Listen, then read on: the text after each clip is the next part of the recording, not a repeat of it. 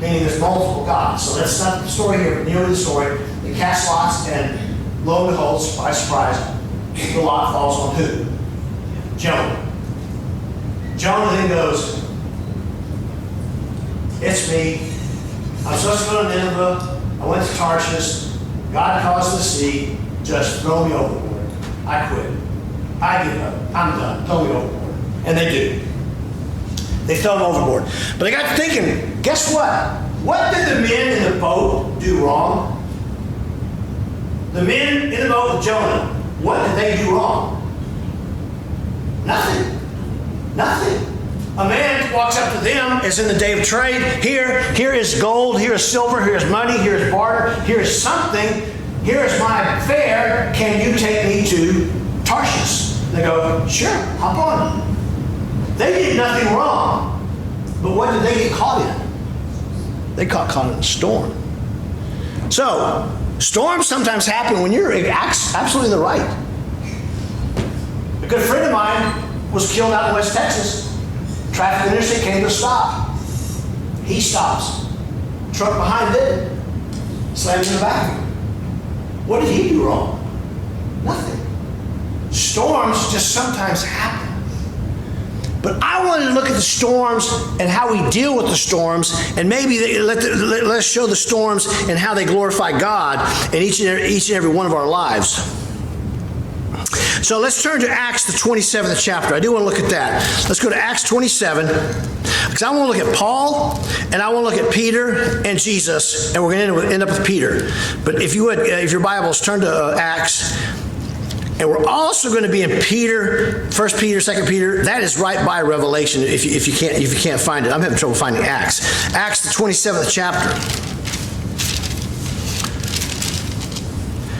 And this, in my Bible, is simply titled The Shipwreck, because I want you to listen. So we know we can't prevent storms, and maybe now we know some of the reasons behind why maybe the storms are occurring, okay? But how do we respond when we're in the storm? And each and every one of you do it a little different.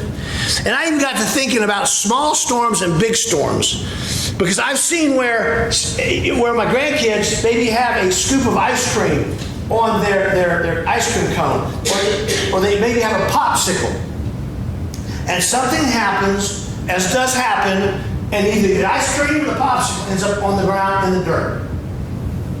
Now, they've been begging for ice cream and or popsicles, and finally they were told yes. So now they're excited.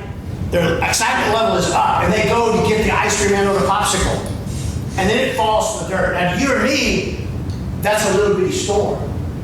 But if you're 5 years old, that's a tempest. Your life has come to an end.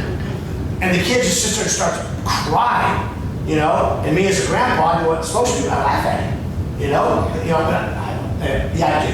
But anyway, we somehow work it out to where they get more, you know. As a side note, I got in trouble yesterday because my two daughters told one of their daughters that she couldn't have any honey out of this little jar thingy, little squeeze thingy. And all I heard was a crying and commotion. I've never done this before. Truth. I said, what's she crying about? They won't give her any honey. I'm like, come here, Grandpa. Pick her up. Walk around the two daughters who are now staring daggers at me.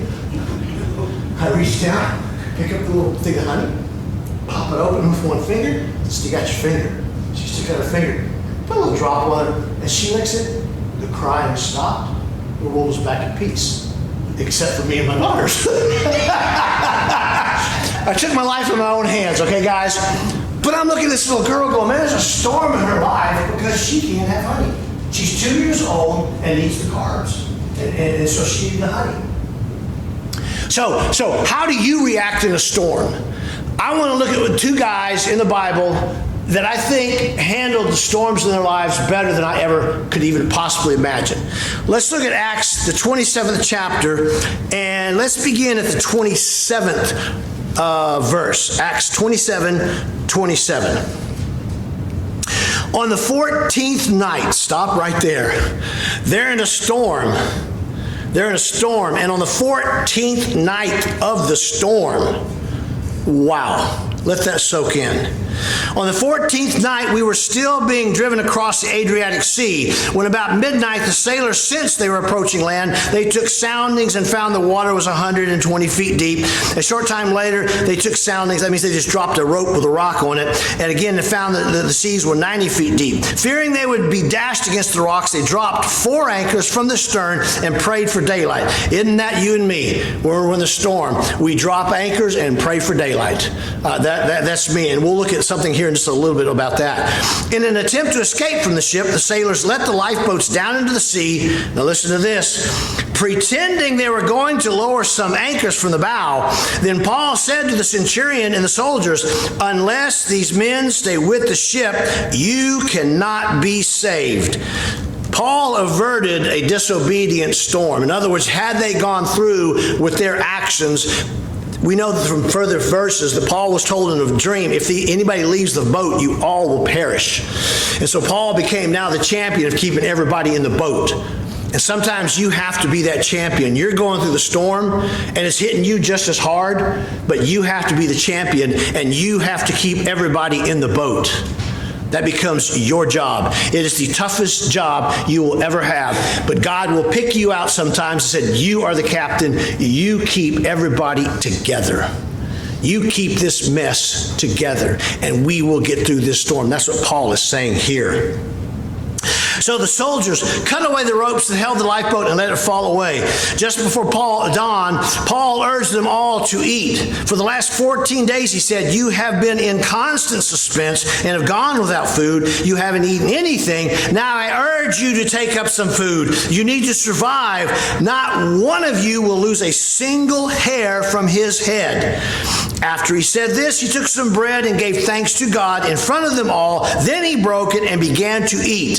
They all were encouraged and ate some food themselves. Altogether, there were 276 of us on board. When they had eaten as much as they wanted, they lightened the ship by throwing the grain into the sea. Now, did the storm subside while they started eating? No. The storm was raging. What changed? Their attitude in the storm changed. Paul said, you haven't eaten anything for 14 days. I can't imagine that. I can barely go 14 minutes without eating something. I can't imagine 14 days having not eaten a thing. But they did. And Paul noticed that. He said, you're hungry. You're hungry. That's probably the reason you're not thinking right. Your blood sugar's low. It's biological fact. Blood sugar's low. You need to eat something and be encouraged.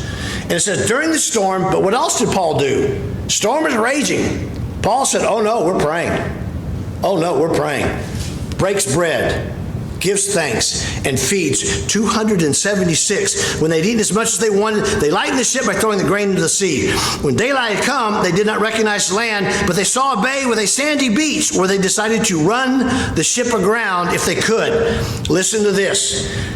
Cutting loose the anchors, they left them in the sea, and at the same time untied the rope that held the rudders. Then they hoisted the foresail to the wind and made for the beach. What did they do? They cut away every possible scenario of return. They had total reckless abandonment, obedience to God. Because you see, God has said, you're going to be shipwrecked on an island. This is going to happen. And Paul says, okay, we're going to be shipwrecked anyway. Cut the anchors, throw the sail, let's go. In the face of a storm, are you able to be that person? I have found in crisis in my own life, I either become that person, my wife becomes that person, somebody within the family becomes that person that says, look guys, let's cut the ropes. Let's break the anchors. That's our only way to get out of this storm. Let's cut the ropes. Let's leave the anchors in the sea. Let's throw up the mainsail and let's head. And sometimes that is the hardest thing to do.